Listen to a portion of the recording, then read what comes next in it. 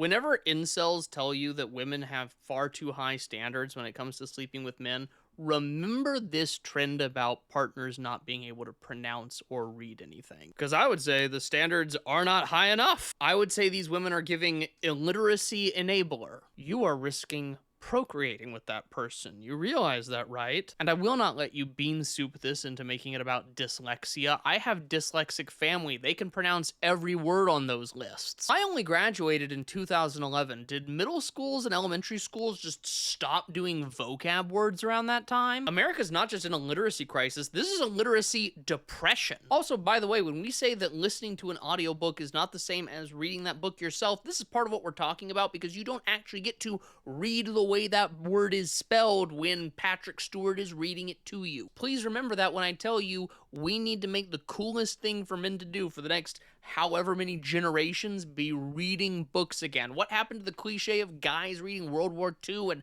submarine books? Bring that back. I'll take that over this. We're coming up on spooky season, so why don't you just read one book a month? Just start there. You could do Clive Barker's Hellbound Heart. You could do Richard Matheson's Hell House. You could do Shirley Jackson's Haunting of Hill House. Ray Bradbury's Something Wicked This Way Comes. Anything by Stephen King. And if anybody asks, you're not a nerd. You're just being festive. And brands, bring back some equivalent of the small personal pizza if they can prove they actually read these things. And women, if you continue to sleep with men who don't have books on their bedside table, who cannot read words out of a list that any 6th grader 15 years ago could have read, we should totally bury all conversation of toxic masculinity and replace it instead with toxic illiteracy. Maybe then a grappling of inference, metaphor, and context clues will finally make its way back to this godforsaken civilization.